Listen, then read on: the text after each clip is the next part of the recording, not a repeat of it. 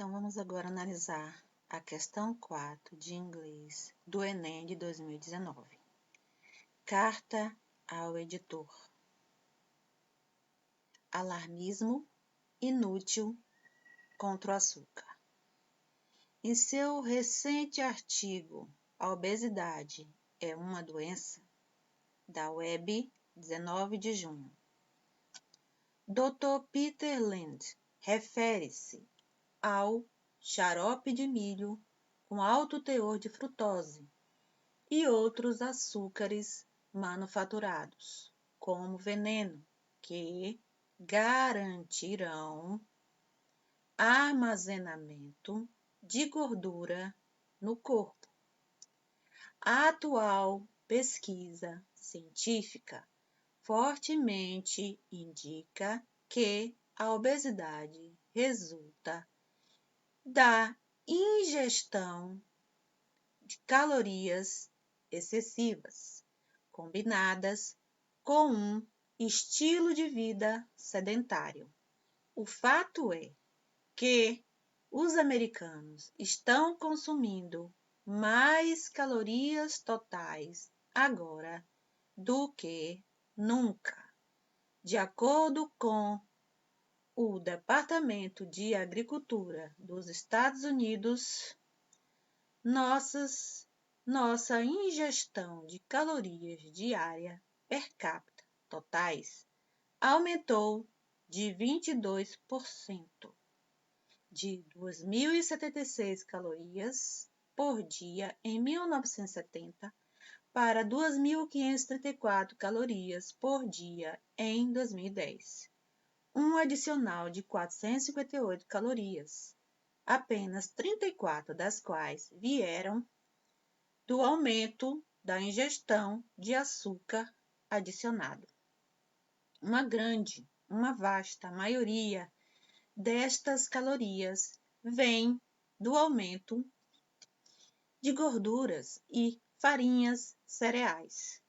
Surpreendentemente, a quantidade de adoçantes calóricos, por exemplo, açúcar, xarope de milho com alto teor de frutose, mel, etc., que os americanos consomem, de fato, na realidade, diminuiu na última década. Nós precisamos continuar a estudar a epidemia de obesidade para ver o que mais pode ser feito. Mas demonizar um ingrediente específico gera nada, produz nada, de acrescento não no português, né? Não produz nada e levanta e cria medos desnecessários que entram no caminho, ou seja, que atrapalham as soluções reais. Então, nós vemos que o texto no Enem é uma tradução. Você traduz, mas você tem que analisar a questão. E nessa tradução, pode ser que você não lembre de tudo que está no texto. Mas tudo que você lembrar do conhecimento que você tem vai funcionar na técnica de leitura de texto skimming. O skimming é ler o que é possível e nesse possível que você leu, você vai percebendo as pistas, os cognatos, as palavras que são parecidas com o português, as palavras que se repetem, as pistas tipográficas, né? Você vai encontrando essas pistas no conhecimento gramatical que você tem, no conhecimento vocabular, no conhecimento de mundo, para chegar à resposta. Então, nós, ao percebermos esse título aqui, Carta ao Editor, Alarmismo inútil contra o açúcar, nós percebemos que isso aqui, quando fala editor, você percebe que é uma notícia de jornal. E sendo uma notícia de jornal, o último parágrafo é uma conclusão que pode dizer muita coisa sobre o texto. Você compara a conclusão com o título. Então, chega aqui. Ao abordar o assunto obesidade em uma sessão de jornal, o autor defende o consumo liberado de açúcar. Será que é isso? Se o título, ele já diz que é inútil, você vê a palavra inútil, vê a palavra açúcar. Então, você está falando que E se você entende que isso aqui é alarmismo inútil contra o açúcar, você vai perceber que não é isso. Se você ler o último parágrafo, nós precisamos continuar a estudar a epidemia de obesidade para ver o que mais pode ser feito, mas demonizar um ingrediente específico não produz nada e levanta medos desnecessários que atrapalharão as reais soluções. Quando esse demonizar, que é um cognato, uma palavra que parece no português, ele já dá uma dica. Demonizar um ingrediente específico não produz nada. Então, se não vai demonizar um ingrediente específico, então nem está defendendo o consumo liberado de açúcar e nem está demonizando. Porque, por exemplo, nessa linha aqui, ele fala: uma vasta maioria destas calorias vieram do aumento de gorduras e farinhas e cereais. Então, ele não está defendendo o consumo de nenhuma dessas calorias. Nem gorduras, nem farinhas, nem cereais, nem o açúcar. Ele não quer que demonize, né? Que o alto teor de o xarope de milho tem açúcar, né? O xarope de milho com alto teor de frutose. Frutose é um açúcar. É um conhecimento lá da biologia, né? E outros açúcares manufaturados, como veneno, garantirão o armazenamento de gordura no corpo. Então, o açúcar leva gordura. Então, ele não está defendendo o consumo liberado do açúcar. Também não está apontando a gordura como o grande vilão da saúde, já que junto à gordura tem também as farinhas e cereais. Então, não é só a gordura, então não é a B. Demonstra acreditar que a obesidade não é preocupante. Claro que é preocupante. O texto todo está falando sobre isso porque tudo isso é um perigo para a obesidade. A atual pesquisa científica fortemente indica que a obesidade resulta da ingestão de calorias excessivas. Então, está falando da obesidade como um problema. Então, não é essa a resposta. Letra D. Indica a necessidade de mais pesquisa sobre o assunto? Se o último parágrafo é a conclusão e no último parágrafo é isso que está dizendo, que nós precisamos continuar a estudar a epidemia da obesidade para ver o que mais pode ser feito, mas demonizar um ingrediente específico não produz nada e levanta medos desnecessários que atrapalharão as reais soluções. Então, está falando que precisa de mais estudo, é o que está dizendo aqui. Então, é essa a conclusão do texto. Indica a necessidade de mais pesquisa sobre o assunto. Não demoniza nada, é contra esse alarmismo inútil contra o açúcar, mas também não está liberando total nada. E enfatiza a redução de ingestão de calorias pelos americanos. Num certo sentido, o texto está dizendo isso, mas não é a ênfase, não é o assunto principal, porque não está falando só de calorias. Está falando de vários elementos que podem ser prejudiciais à saúde.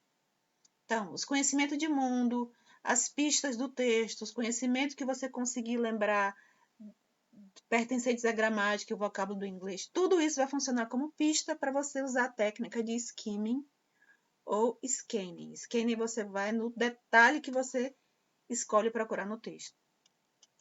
Então, a resposta é essa mesmo. Indica a necessidade de mais pesquisa sobre o assunto. Essa palavrinha aqui, fear-mongering, que é uma palavra composta, o elemento principal é o mongering, que na verdade é um sufixo, né? Que traz um significado maior à palavra. Então, aqui no site EnglishExpert.com.br há uma explicação sobre esse sufixo. O sufixo mongering é utilizado para dar ênfase, encorajar ou incentivar alguma atividade. Fear-mongering pode significar alarde, difundir medo, alarmismo, isto é, um medo mais amplo. Então, o mongering, quando se juntou a palavra medo, criou essa palavra alarmismo, ou seja, difundir o medo é a mesma coisa que fazer alarmismo, uma difusão do medo, uma difusão do mesmo, ou seja, a palavra alarmismo. Hate-mongering, propagação de ódio. Smear-mongering, difamação. E num texto científico encontrado na internet, cujo título é A Cadeia Alimentar no Mercado da Saúde, do disease mongering ao doctor shopping, ou seja, do alarmismo, a difusão de doenças ao shopping, né? A venda médica, né? O comercialismo médico, quando a gente vai fazer uma crítica, ele explica o significado do mongering. O disease mongering tem uma tradução portuguesa grosseira para comercializar a doença e consiste neste fenômeno de fomentação de uma preocupação generalizada, indiscriminada e inadequada entre as pessoas da população geral, não doentes, sobre o eventual surgimento de uma doença que coloque em risco suas vidas ou sua qualidade de vida, elevando a necessidade de atitudes lucrativas para terceiros para reduzir esse risco. Então, de novo, é um alarmismo sobre a doença, uma difusão da doença. Então, mongering funciona como um sufixo. Continuando aqui no nosso texto da questão 4 do Enem de 2019, nós encontramos muito essa relação entre substantivo e adjetivo. Recent piece, né? Recente artigo. Alto teor, xarope de milho. Alto teor de frutose. Açúcares manufaturados. Pesquisa científica atual. Então, científica atual são adjetivos, né? Estilo de vida sedentário. Calorias excessivas. Calorias totais. Calorias per capita totais. Aqui é o substantivo e aqui são os adjetivos. Departamento de Agricultura dos Estados Unidos. Departamento é o substantivo, de Agricultura é a locução adjetiva. Aqui funciona também como locução adjetiva. Açúcar adicionado. Substantivo adjetivo. Vasta maioria. Maioria substantivo. Vasta vai ser o adjetivo. Calorias. A vasta maioria destas calorias. Açúcares calóricos, alto teor de frutose, xarope de milho, década passada, última década, epidemia de obesidade, ingrediente específico, medos desnecessários, soluções reais. Tudo isso aí é a relação de substantivo com adjetivo. Como aqui, né? Alarmismo inútil contra o açúcar. Então, alarmismo inútil. Então, vamos ver aqui. Na relação entre adjetivo e substantivo, ou substantivo com função de adjetivo, nós encontramos aqui nesse site, como eu já tinha mostrado lá num dos vídeos. Então, substantivo igual a adjetivo. Uma decorrência dessa versatilidade funcional de palavras em inglês é que todo substantivo pode ser usado como se fosse adjetivo. Brick house. Casa de blocos, casa de tijolo. Quando um substantivo estiver na função de adjetivo, o normal é ele ocorrer na forma singular, uma vez que adjetivos em inglês são invariáveis, mas pode também ocorrer no plural. Savings account, conta de economia, controle dos braços, arms control, sport club, clube de esportes. Além disso, é comum em inglês a ocorrência de múltiplos substantivos adjetivados numa mesma frase, modificando o mesmo substantivo. Exemplo, então, programs é o substantivo, né? Então, programas de redução de custo em higiene. Então, tudo isso aqui tem valor adjetivo, só que redução é substantivo, custo é substantivo, higiene é substantivo, mas estão funcionando como se fossem adjetivos, um valor adjetivo, um valor de locução adjetivo. Então, programas de redução de custo em higiene. Nesse outro site, ele também vai explicar sobre a ordem dos adjetivos em inglês. Como regra básica e comum a quase todas as situações, o adjetivo é usado antes do substantivo que eles modificam. Então, a wonderful evening, uma noite maravilhosa, an intelligent girl, uma garota inteligente, the whole story, a história completa, a difficult task, uma tarefa difícil. Então, tudo aqui é adjetivo antes do substantivo. Porém, aqui ele vai de novo enfatizar o substantivo que antecede outro substantivo, mas que está com valor de adjetivo. Você sabia que substantivos também podem se comportar como adjetivos? Quando temos dois substantivos juntos, um diante do outro em uma frase, o primeiro funcionará como adjetivo e o segundo como substantivo. An apple tree, uma árvore de maçãs, ou uma macieira. A race car, um carro de corrida. A car race, uma corrida de carros. A coffee cup, uma xícara de café. E os substantivos compostos em inglês? Isso também está relacionado com o substantivo como valor de adjetivo. Então, nesse site aqui, nós vamos encontrar essa observação, como por exemplo esse aqui, ó, corn syrup, xarope de milho.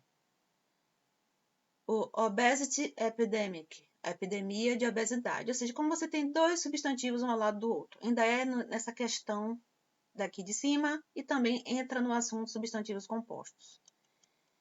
Então, continuando nesse site. Por exemplo, um gerúndio mais um substantivo. Gerúndio é quando uma palavra termina em ing, o verbo, só que nem sempre o gerúndio vai ser gerúndio, né? O gerúndio vai ser um substantivo, pode ser um adjetivo. Então, waiting list, lista de espera. Swimming pool, tanque de nadar, né? Só que não vai falar tanque de nadar, você vai falar piscina. Então, é formado por esse substantivo composto, que na verdade é a junção de dois substantivos. Pool, tanque, swimming, natação. Substantivo mais gerúndio. Bird watching, agora é o substantivo antes do gerúndio. Observação de pássaros. Bote no verbo assistir. Com o ing, poderia dizer assistindo, né? Mas não, aqui está funcionando como substantivo. E o substantivo que veio antes está funcionando como locução adjetiva. Observação de pássaros. Air conditioning, ar condicionado. Então, aqui está funcionando como um adjetivo. Ou condicionador de ar, né? No português a gente fala ar condicionado. Existem vários tipos de relação entre as duas ou mais palavras de um substantivo composto. A primeira palavra indicando quando ou onde a segunda palavra ocorre. Exemplo, corner shop, loja na esquina, né? Ou seja, onde é que está a loja? Tanto esquina quanto loja são substantivos, mas o primeiro está funcionando como locução adjetiva. Sunday paper, jornal de domingo. Então, de que dia da semana é esse jornal? De domingo. Morning shift, turno matutino. Esse turno é de qual período do dia? Da manhã, matutino. Mas ambos são substantivos, sendo que a primeira está funcionando como se fosse adjetivo. Ainda nesse site, a primeira palavra indicando a origem da segunda. Exemplo, Harvard student, estudante de Harvard. Brazil nut, castanha do Pará. A primeira palavra indicando de que tipo é a segunda palavra. Exemplo, sparkling water, água com gás. Opera singer, cantor de ópera. Beauty contest, concurso de beleza. Que tipo de concurso é esse? Que tipo de água é essa? Que tipo de cantor é esse? A segunda palavra pertencendo a ou sendo parte da primeira. Exemplo, garden gate, portão do jardim. Mountain top, topo da montanha. Então, tudo é substantivo com substantivo, substantivo com substantivo, e o primeiro funcionando como locução adjetiva. Ainda continuando nos substantivos compostos. A primeira palavra indicando com o que se relaciona a segunda palavra. Matchbook, livro de matemática. Peace talks, negociações de paz, conversas de paz.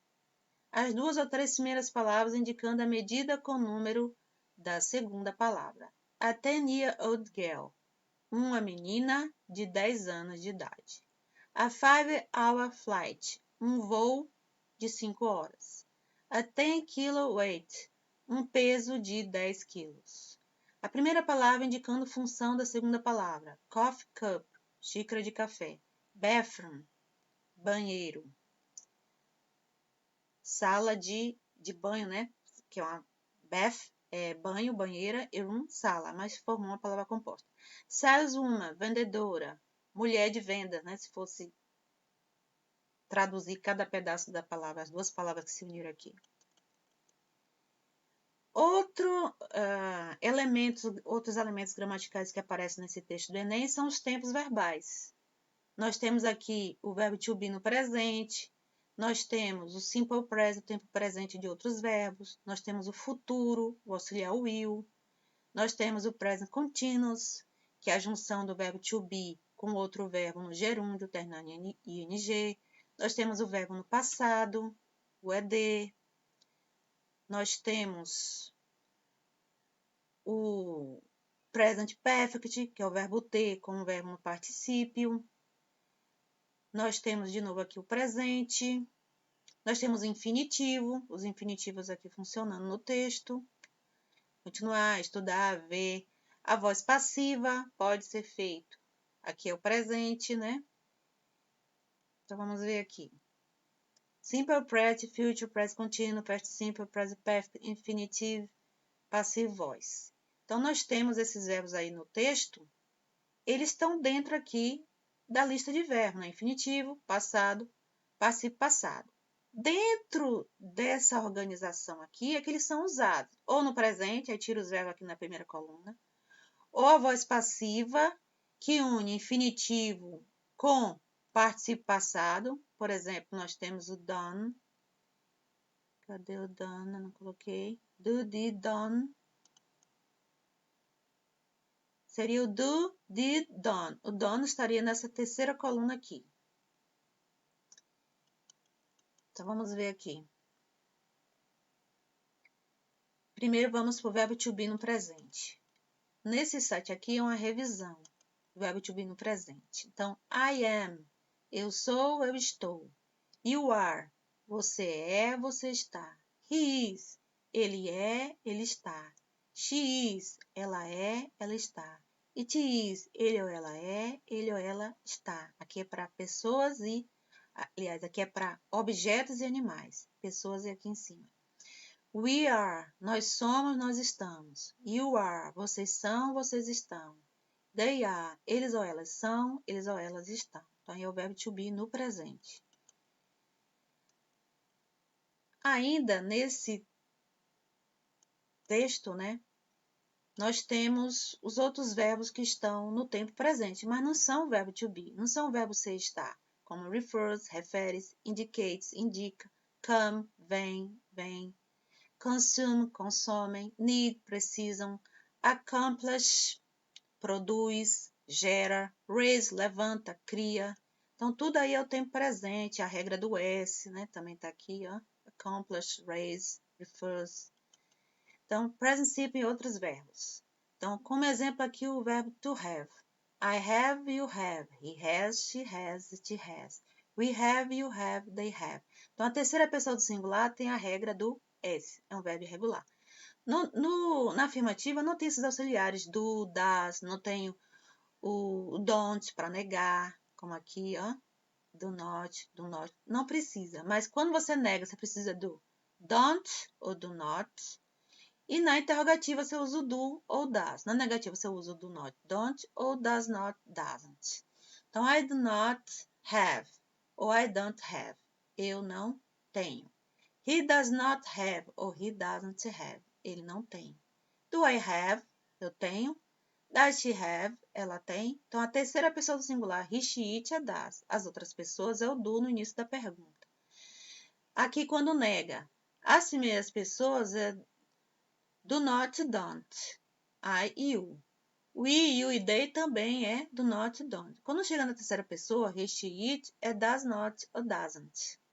Mesma coisa o verbo amar. I love, eu amo. He loves, ele ama, regra do S. Na negativa, I do not, I don't love, eu não amo. She does not love ou she doesn't love, ela não ama. Na pergunta, do I love, eu amo. Does she love, ela ama. Então, para perguntar, você precisa do auxiliar, sendo que o does é da terceira do singular e o do das outras pessoas. Present simple e outros verbos. Então, she always kisses her grandma before leaving. Ela sempre beija sua avó antes de sair. Então, o verbo to kiss, beijar. Repare que kiss está com a regra do S. Mas qual é a regra? Verbos terminados em S, acrescenta. Verbos terminados em SS, acrescenta S. Porque esses que nós vimos aqui, acrescentou só um Szinho. Love, né, amar, acrescentou o S. Aqui o ré já é irregular, né? É have, vira has. Mas tem a regrinha. Se o verbo termina em O, acrescenta S também. He goes to the gym on weekends. Ele vai à academia no final de semana. She fixes her car by herself. Ela conserta o carro dela por ela mesma. Ela conserta o carro dela sozinha. Então, fix no X é consertar. Mas está no presente. Então, da terceira pessoa do singular, né? Terceira pessoa do singular. Acrescenta S. Essa regra do S é para terceira do singular. He, she, it.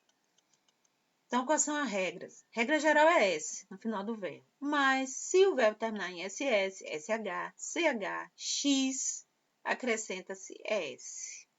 Então, work, works, acrescentou só o S. Mas kiss, kisses, wash, lavar, washes, watch, watches. Assistir, observar. Fix, consertar, fixes. Mas se o verbo terminar em Y, antecedido de consoante, você tira o Y e acrescentar I para depois acrescentar S. Studies, studies, studies. Cry, chorar. Tirou o Y, ficou um I, cry, chora. Fly, voar. Tirou o Y, colocou o I, flies, voa. Copy, copiar. Tira o Y, coloca um I, copies, copia. E verbos terminados em uma vogal mais Y, nós apenas acrescentamos o S. Leva um S ao final. Então, play, jogar, tem uma vogal antes. Então, basta acrescentar o S. Play, joga. Say, dizer. Says, diz. Enjoy, se divertir. Enjoys, se divertir. Obey, obedecer. Obeys, obedecer. Obedece. Outro tempo verbal que aparece aqui nesse texto é o futuro.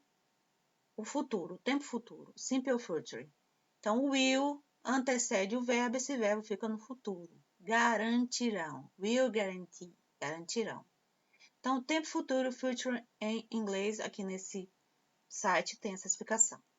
Então, will vs going to. Então, tem a forma de futuro com will e tem a forma de futuro com going to. No texto aí, nós vemos que é com will. Will expressa ações futuras decididas no momento da fala. Decisão imediata. I have a salad now. Eu terei uma salada agora. Going to. Expressa planos futuros decididos antes do momento da fala. Planos prévios. I'm going to visit my aunt next Friday. Eu vou visitar minha tia na próxima sexta-feira. Então, ele está decidindo algo que ainda vai acontecer lá na sexta-feira. E aqui eu terei minha salada agora, é algo imediato, que já vai acontecer. É futuro, mas é um futuro muito próximo. Expressa uma previsão baseada em opiniões pessoais ou experiências pessoais. I think United will win the game. Eu acho que o time do United ganhará o jogo. Então, é uma previsão baseada na sua própria opinião. Já o going to expressa uma predição baseada na evidência do presente, na evidência atual. Look at those black clouds. It's going to rain. Olhe para aquelas nuvens negras. Vai chover. Então, ele está vendo uma evidência agora, as nuvens negras, e ele já disse que vai chover. Will express a future fact. Expressa um fato futuro. The sun will rise tomorrow. O sol brilhará amanhã. Então, um fato futuro. Já o going to expressa que algo está prestes a acontecer. Algo está prestes a acontecer. Get back. The bomb is going to explode. Volte, né? A bomba vai explodir. Então, é algo que já vai acontecer. Está prestes a acontecer. Saia daí rápido. Então, ambos, will e going to, podem ser usados para indicar predições futuras sem ter uma diferença real de significado. Então, I think it will be fog tomorrow. Eu acho que amanhã será nevoado. Eu acho que amanhã será nevoado. Então, tanto will como going to, às vezes, pode ter o mesmo significado. Ainda falando do simple future, aqui está mostrando. You read a book at 4 p.m. Você lerá um livro às 4 da tarde? Eu lerei um livro às 4 da tarde. Então, aqui é a pergunta, o will fica antes do sujeito. Aqui é a afirmação, o will fica entre o sujeito e o verbo. Aqui de novo a pergunta, will you play soccer at 3 p.m.?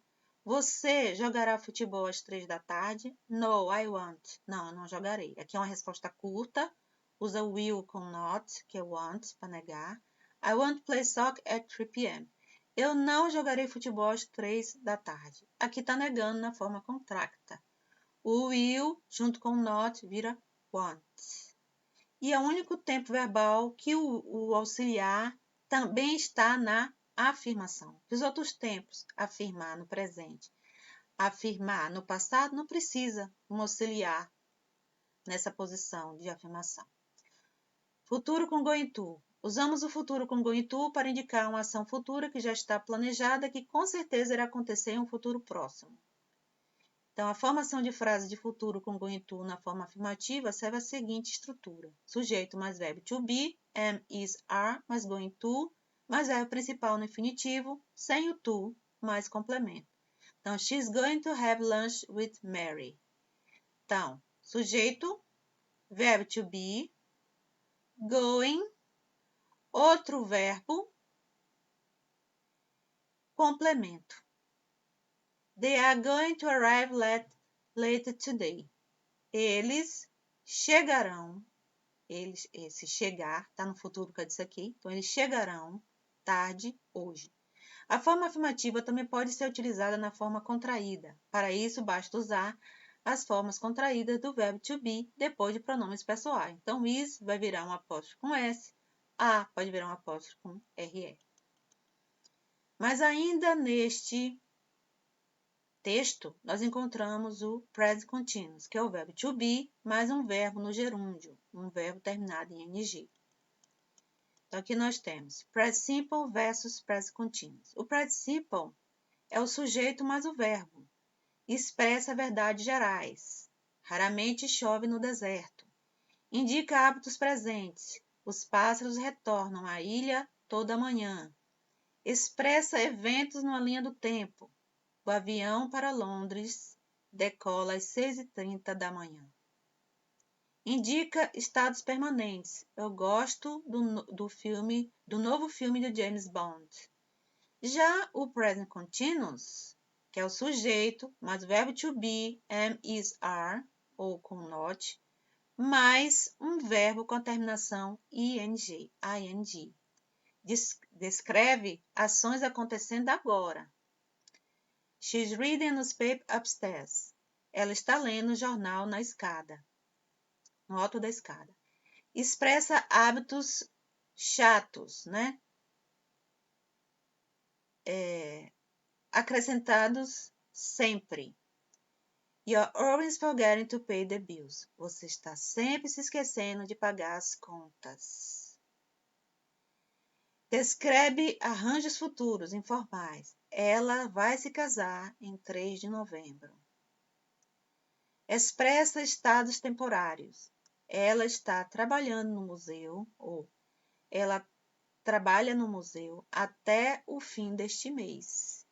Então, nós percebemos que o presente contínuo também indica o futuro, né? Arranjos futuros, ela vai se casar. Expressa estados temporários. Ela vai trabalhar no museu só até o fim deste mês. Então, é usado para o futuro também. Então, de novo aqui, voltando ao present continuous, I am working. I'm working, forma contraída. Eu estou trabalhando. You are working. You're working. Você está trabalhando. He's working. He's working. Ele está trabalhando. She's working. She's working, que é a forma contraída. Ela está trabalhando. It is working. It's working. Ele ou ela está trabalhando para coisas e animais. Forma contraída aqui. We are working. We are working. Nós estamos trabalhando. You are working. You're working. Vocês estão trabalhando. They are working. They're working. Eles ou elas estão trabalhando. E ainda nesse mesmo site, Grupo Evolução, ele vai explicar algumas regrinhas do gerúndio no present continuous. Então, os verbos que terminam em vogal consoante dobram a última letra, desde que essa sílaba seja tônica. Então, sit, que é o verbo sentar, sitting, swim. Então, sitting dobrou esse T para ficar sitting. Run, que é correr, dobrou esse N para ficar running, correndo. Esqueceu de correr. Então, vogal, consoante, vogal, consoante. Veja este caso. Open, abrir, não precisou dobrar O N é vogal consoante. Mas por quê? Porque aqui não é uma sílaba tônica. A força está na primeira sílaba, não na segunda. Aqui, sit, a força está nessa sílaba. Run, a força está nessa sílaba. Mas open, a força está no O. Então, não vai ter essa dobra aqui. Visit, a força tônica não está no sit, está no V. Então, não precisou dobrar. Visiting, visitando. Não dobra essa letra, pois apesar de terminar em vogal consoante, não é a sílaba tônica. Por fim, os verbos que terminam em E perdem a vogal final e acrescenta-se em. Então, se o verbo termina em E, para fazer o gerúndio, tira esse E e acrescenta ing. Have, ter, have, ten. Live, viver, live, vivendo. Make, fazer, make, fazendo. What are you doing? O que você está fazendo? Ou o que você vai fazer? I'm having sandwich. Estou comendo sanduíche. Outro tempo verbal que aparece aqui no texto é o present perfect. O has decreased é o verbo ter, mas um verbo no particípio passado, ou seja, o verbo lá da terceira coluna. Então, present perfect, verbo ter, pode ser o has ou o have, mais o past participle. Sempre uma relação entre passado e presente. O passado influencia no presente. Por isso que é present perfect. Então, present perfect versus past simple. Então, presente perfeito versus o passado simples. I have traveled abroad. Eu viajei para o exterior. Eu viajei para Nova York em 2007. Então, aqui é o passado. Past simple. Indica uma data exata. Já aqui, eu viajei para o exterior, não tem essa exatidão em que tempo foi. Então, algum tempo em minha vida. Já aqui, eu não estou em Nova York agora. Então, eu viajei para Nova York em 2007. Mas eu não estou em Nova York agora, ou seja, é um passado completo. Minha vida não está concluída, né? E aqui, minha viagem começou e terminou no passado. Este evento é parte de minha vida presente, no present perfect, ou seja, o presente que está relacionado com o passado, no present perfect. Mas aqui, este evento é parte de meu passado, é simplesmente meu passado. Já aqui é uma relação de passado com presente. O exato momento não é mencionado, então, eu viajei para o exterior, então, não informa o exato momento, mas aqui informa, no past simple, em 2007. Então, aqui é o present perfect, diminuiu, de fato, diminuiu na última década. Então, ainda no present perfect nesse site aqui, o tempo verbal present perfect é usado para falar e descrever acontecimentos que aconteceram no passado e ainda são verdadeiros no presente ou ainda têm alguma relevância no presente. O present perfect usa os verbos auxiliares have ou has. Lembre-se de conjugá-los corretamente. Então, have, com I e you. Mas he, she, it é has. They, you e they é have. A conjugação do verbo principal no present perfect é feita na terceira forma, ou seja, o segundo verbo, que vem depois do have, has, ele está aqui com ED, né? Que é um verbo regular. É o past participle, participo passado da terceira coluna, terceira forma. Ou pode ser um verbo irregular. Por exemplo, write, wrote, written. Written é a terceira forma. É o verbo no participo passado. Que na maioria das vezes é terminado em ED, para os verbos auxiliares. Alguns verbos no present perfect possuem sua conjugação própria, muitas vezes terminados em EN, verbos irregulares. Por exemplo, Tara has forgotten Greg's birthday. Tara esqueceu o aniversário de Greg. Não tem esquecido. Esqueceu. Então, o present perfect, às vezes a tradução é como se fosse um verbo no presente. Ou às vezes a tradução é como um verbo no passado, como aqui, esqueceu. Às vezes o present perfect é confundido com o past simple, passado simples. Além de que eles podem ser usados da mesma forma. Por que é confundido? Porque esqueceu lembra um verbo no passado. Mas não é a mesma coisa, é a relação de passado com presente, sem uma definição exata de tempo. I ate lunch. Eu almocei. I have eaten lunch. Eu almocei. Repare que aqui, ate, o passado, comum. Almocei, comi o almoço. E aqui, tenho comido o almoço. Mas não é assim que você vai traduzir. Eu almocei. Então, se confunde nos usos. Esses dois tempos verbais, às vezes, significam a mesma coisa e podem ser usados da mesma forma. Então, bought não é o passado, que está lá na segunda coluna na lista de verbo, buy é comprar, bought é comprou, bought também é comprado. Então, nós compramos uma casa. Nós temos comprado uma casa? Não. Como é que a gente traduz? Nós compramos uma casa. Traduzimos como se fosse aqui o passado simples. Ele significa a mesma coisa, porém o have bought confirma que a casa que você comprou ainda é sua casa atual, ou seja, passado e presente relacionado. Just pode ser adicionado para enfatizar o quão recente a ação mencionada foi. They have just seen the film. Eles acabaram de assistir o filme. Então, é o present perfect. Para usar o present perfect na sua forma negativa, basta colocar a palavra not entre o verbo auxiliar e o verbo principal. O verbo auxiliar, que é o has, e o segundo verbo, que é o principal. O not fica entre os dois. Ele não terminou de jantar. He has not finished dinner. Outro tempo verbal que nós vemos aqui, aliás, não é bem um tempo verbal, mas é um uso do verbo, é no infinitivo. To continue, continuar. To study, estudar. To see, ver. Então, os usos do infinitivo em inglês também é importante dar uma olhadinha aqui. Então, infinitivos. Uso, exemplos. Indicar o propósito de uma ação. Ele comprou algumas flores para dar à esposa dele. Como sujeito da sentença. Esperar parecia bobo quando a ação decisiva foi solicitada. Nadar naquele mar pode ser perigoso. Como objeto direto da sentença. Objeto direto é complemento de verbo, né? Eu gosto de escrever em inglês. Eu gosto de quê? Escrever. Então, é um objeto direto, tá complementando o verbo. Todos querem ir. Todos querem o quê? Ir ao infinitivo. O infinitivo no inglês é o to e depois o verbo. Um complemento de sujeito.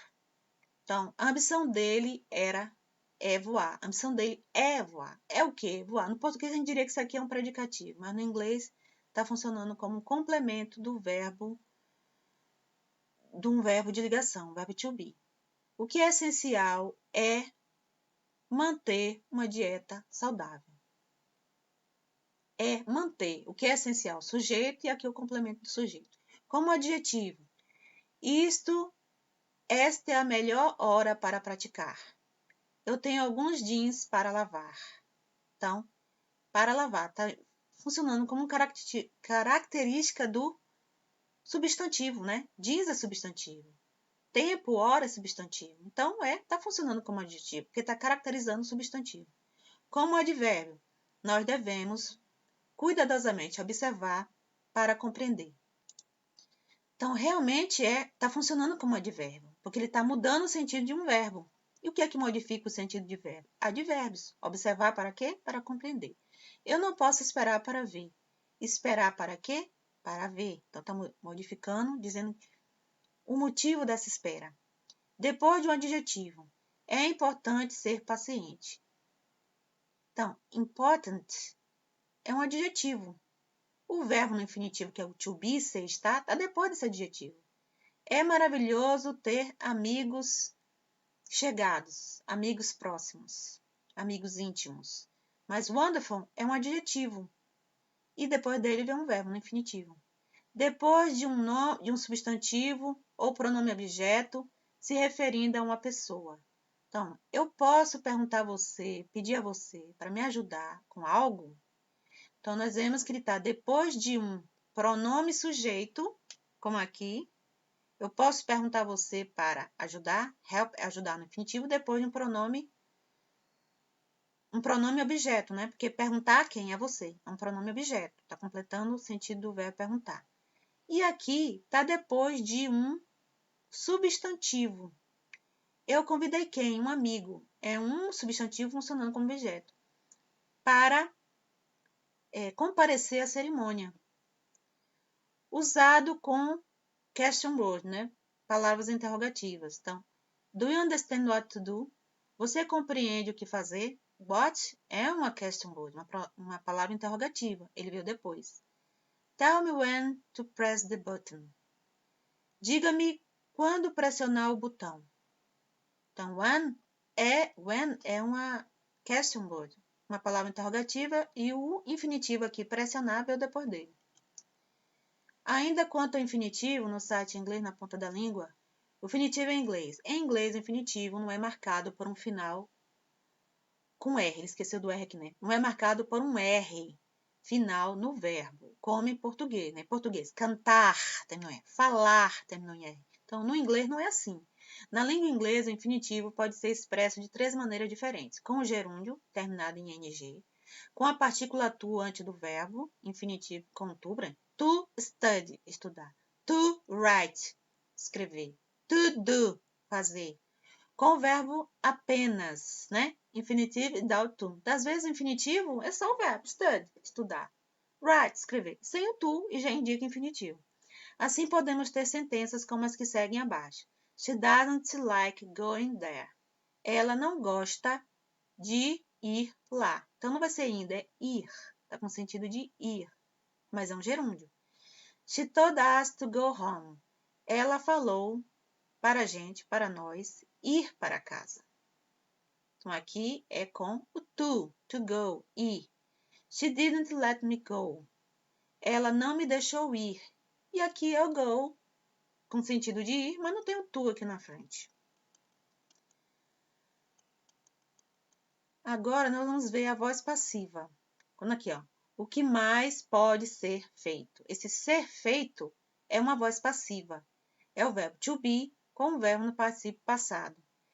É relacionado a um sujeito que foi feito. Ele sofreu ação de ser feito, de ação aconteceu sobre esse sujeito. O sujeito não praticou a ação. Então, vamos ver a voz passiva em inglês. Uso. Nesse site aqui, toda a matéria. Voz ativa, voz passiva. Então, sujeito, na voz ativa, sujeito, ação e objeto. Sally dirigiu seu carro para fora da estrada. Então, o sujeito dirigiu, praticou a ação, depois é o objeto. Já na voz passiva, o objeto, o que sofre ação, vem no início, o verbo que indica ação vem depois e o sujeito que pratica a ação vem para o final. Então, the car was driven off the road by Sally. Então, o carro foi manobrado para fora da estrada por Sally. Então, o carro sofreu ação. E nós precisamos do verbo to be e um verbo no particípio passado aqui para formar a voz passiva. Já aqui, só precisou de um verbo. O verbo no passado, Sally dirigiu. E aqui foi manobrado. Na voz ativa, sujeito, ação, objeto. O sujeito pratica a ação. The dog bit Tim on the arm. O cachorro mordeu Tim no braço. Então, o cachorro praticou a ação. Bit, que é o verbo morder, está no passado, unicamente. Já na voz passiva, quem está no final vem para o início. O objeto que sofre ação vem para o início. Ele sofre ação, indicada pelo verbo aqui na voz passiva, que é o verbo to be, mais um verbo no particípio passado, e depois o sujeito que praticou a ação está no final. Tim foi mordido no braço pelo cachorro. E aqui o verbo da voz passiva está no passado, mas poderia estar no presente ou no infinitivo, ser feito. A questão que é o verbo to be, mas um verbo no particípio passado, o sujeito sofrendo a ação.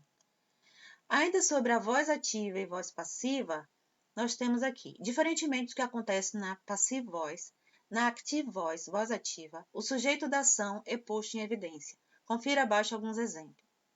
Então, na voz ativa, o sujeito da ação é posto em evidência. Então, na voz ativa, o sujeito pratica a ação, ele está em evidência. Mas na voz passiva, o sujeito não está em evidência, ele está no final. Ele pratica a ação, ele está lá no final. Quem está em evidência na voz passiva é o objeto que sofreu a ação. The school is painted by John every year. A escola é pintada por John todo ano, todos os anos. John pinta a escola todo ano. Voz ativa, voz passiva. Voz ativa, John pintou a escola. Voz passiva, a escola foi pintada por John. Voz ativa, John pintará a escola. Voz passiva, a escola será pintada por John. Então, voz ativa, sujeito, praticação. Voz passiva, sujeito sofreu ação e sempre vai ser o verbo to be e um verbo no particípio passado. Pode estar no presente, pode estar no passado, pode estar no futuro, mas a questão é o verbo to be com o verbo no particípio passado, indicando que o sujeito está sofrendo ação, ele não está praticando ação. Quem pratica ação está no final da frase, na voz passiva. Então, nós temos aqui infinitivo, passado, particípio. Infinitivo, passado, particípio. Então, o que aparece na voz passiva? Está aqui. O verbo to be e o segundo verbo fica na voz, fica na forma de particípio passado. Então, é o verbo na terceira forma, na terceira coluna.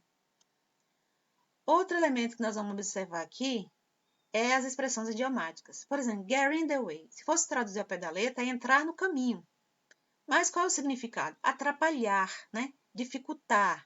Então, medos desnecessários que atrapalham as soluções reais.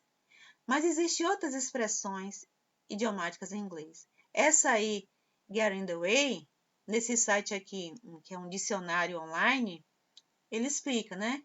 Gets in the way. Atrapalha, fica no caminho, ficar no caminho, se mete no caminho, se meter no caminho, mete-se no caminho, se intrometer, mete-se no meio, pode atrapalhar, meter-se no caminho, se mete no meio, se mete no caminho. Então, tudo tem um sentido de atrapalhar, dificultar. Hair gets in the way of something. O cabelo atrapalha algo assim, ou algo assim. It gets in the way of healing and obviously distracts everyone. Isso atrapalha a cura e, obviamente, distrai a todos. Even a spinning wall gets in the way. Mesmo uma parede espinhosa fica no caminho. Até uma parede espinhosa fica no caminho. Então, ficar no caminho, atrapalhar. Mas existem outras expressões idiomáticas. Nesse site, toda a matéria, ele mostra algumas. Não selecionei todas, mas a maioria que estava lá. Então, to see eye to eye é concordar. To be a piece of cake, ser fácil, algo ser fácil. Então, você fala assim, este dever de casa é fácil. Em inglês seria, this homework is a piece of cake. Mas olha que interessante, seria, é um pedaço de bolo. Então, mas qual é o significado? A palavra não tem nada a ver com o significado da expressão. Significa algo muito fácil. É igual ao português. Não esquente a cabeça. Você vai colocar fogo na sua cabeça? Não. Não se preocupe. Break a leg seria quebrar uma perna. Mas não é esse sentido. É boa sorte. To be raining dogs and cats. Chover cachorros e gatos. Aqui parece com português. Só que no português é chover canivetes. Cruzar meu coração. Cross my heart. No português é juro por Deus. Never mind, deixa pra lá. Better late than ever, antes tarde do que nunca. Once and for all, de uma vez por todas. It's up to you, você que sabe. Take your time, sem pressa. So far, so good. Até agora, tudo bem. It's none of your business, não é da sua conta. How come? Como assim? It never hurts to ask. Perguntar não ofende. Jack of all trades, pau para toda obra. My lips are sealed, meus lábios estão selados, né? Minha boca é um túmulo, né? Over my dead body, por cima do meu cadáver. Aqui é a tradução exata. Meu corpo morto, meu cadáver. Só por cima do meu cadáver. That will teach you, bem feito. Isso ensinará a você, né? Se fosse traduzir ao pé da letra, bem feito. Whether you like it or not. Que você goste ou não, que é a tradução literal. No pain, no gain. Sem sacrifícios, não se conquista o que se quer. Sem dor, nenhum ganho. Então, várias expressões idiomáticas aí. Algo importante de estudar nesse texto também é o uso dos sufixos full, ty, ly, ly, como aqui, unhelpful, inútil, obesity, obesidade, strongly, fortemente, actually, de fato. Na realidade, aqui até é um falso cognato, né? Ele engana, não é atualmente, é de fato. Então, ly, nesse site na ponta da língua, explica esse sufixo. Esse tal de ly não é nenhum bicho de 7 cabeças. Esse ly nada mais é do que um sufixo colocado no final de uma palavra para se informar uma nova palavra. No caso aqui, um advérbio. O LY significa de modo bem simples o mente em português. Veja os exemplos abaixo. Happily, não seria happy com Y? Vira happily, felizmente. Carefully, quer, né? Cuidar, se importar. Ponha o LY. Carefully, cuidadosamente. Já acrescentou o full, que é cheio, né? Fluently, fluentemente. Simply, simplesmente. Perfectly, perfeitamente. Rarely, raramente. Subtly, sutilmente. Nesse outro site, nós temos ainda uma explicação sobre o sufixo fu e outros sufixos, mas eu me centrei no sufixo que aparece no nosso texto. Fu, sufixo fu. Como você já deve imaginar, esse sufixo é derivado do adjetivo full, cheio, completo, que significa cheio, repleto. Entretanto, é necessário atentar ao fato que, no caso do sufixo, ele é grafado com apenas um L. Só um L. Enquanto que a palavra cheio completo tem dois L's. Full adjective suffix. Sufixo adjetivo, né? Com um L só. Sufixo adjetivo. Ou seja, ao ser grafado no final de palavras, esta se torna um adjetivo. Logo, ele confere o sentido de cheio de algo, notável ao radical. Veja alguns exemplos bem comuns. Beauty, beleza. Mais full, beautiful, bonito, belo. Forget, verbo esquecer. Mais full, forgetful, esquecido. Use, verbo usar. Com full, useful, útil. Então, com L só. Ainda nesse site, tem o sufixo LY. Esse tem a terminação similar ao mente em português. I normally wake up at 6 o'clock every single day. Eu normalmente acordo às 6 horas todo santo dia. Normally, normalmente. He usually goes to work by bus. Ele normalmente vai para o trabalho de ônibus. Então, normalmente, usually. E o full, novamente nesse site, esse sufixo traz consigo o significado de estar cheio de alguma coisa. He's a careful driver, só com L só, né?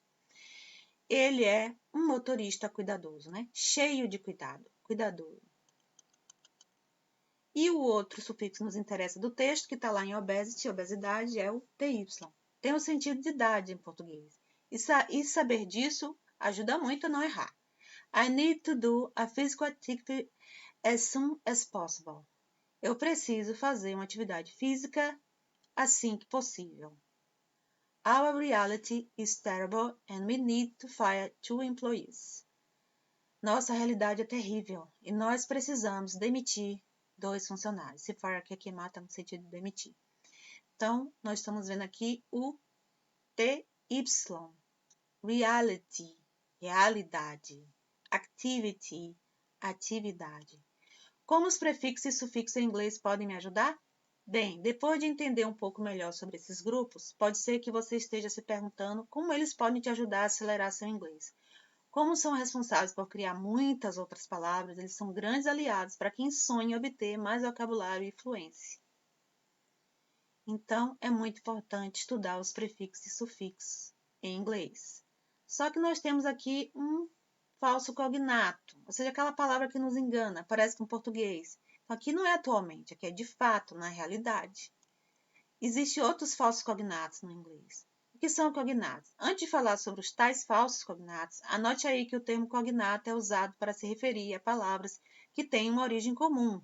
Dessa maneira, dizemos que a palavra setembro em português tem os seguintes cognatos em outras línguas. September em inglês, September em espanhol, September em francês, September em alemão, September em italiano. A origem dessas palavras é a mesma, logo são cognatos.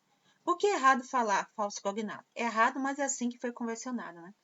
Sabendo que cognatos são palavras que têm a mesma origem, a gente acaba aprendendo que falar falso cognato está errado. Se cognato serve para se referir a palavras que têm a mesma origem, então falso cognato serviria para se referir a palavra que tem origem diferente. Mas esse não é o caso nas palavras que chamam de falsos cognatos. Vamos tomar a palavra actually como exemplo. Actually, que é que está no nosso texto, né? Automaticamente nos faz pensar na palavra atualmente em português. A origem das duas palavras é a mesma, né? Actually, atualmente. No entanto, ou seja, seria um verdadeiro cognato, né? Mas o sentido de falso cognato que ficou convencionado é parece, mas não é. O sentido de uma palavra parece com... A escrita de uma palavra parece com a outra, mas não é o mesmo sentido. No entanto, seus significados são diferentes. Actually significa na verdade, na realidade, o fato é que. Caso queiramos dizer atualmente, em inglês o correto é usarmos now, currently, today, at the moment, nowadays, entre outros. Tudo isso aqui significa atualmente, mas actually é de fato, na realidade, então é um falso cognato. A origem das palavras é a mesma, porém os significados de uma língua para outra são diferentes. Outro exemplo são os termos pretend e pretender. As duas têm origem no latim pretendere, mas quis a história que ao longo dos tempos o significado das duas fossem diferentes em cada língua. Assim, pretend em português equivale a fingir, fazer de conta. Já para dizer pretender em inglês, diga intend. Note que intend nada tem a ver com entender, embora a origem das duas seja a mesma, do latim intendere. Para dizer entender em inglês, o correto é understand. Enfim, dei esses exemplos para mostrar a você que o termo falso cognato está, digamos, errado. Embora seja muito usual linguisticamente falando, não faz muito sentido, pois falsos cognatos são palavras com o mesmo significado, mas com origens diferentes. Mas falso cognato é o que parece, mas não é.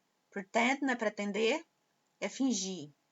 Intend não é entender, é pretender. Understand que é entender. Então, é esse o caso. Então, vamos para o vídeo 5, o último das questões do Enem de 2019.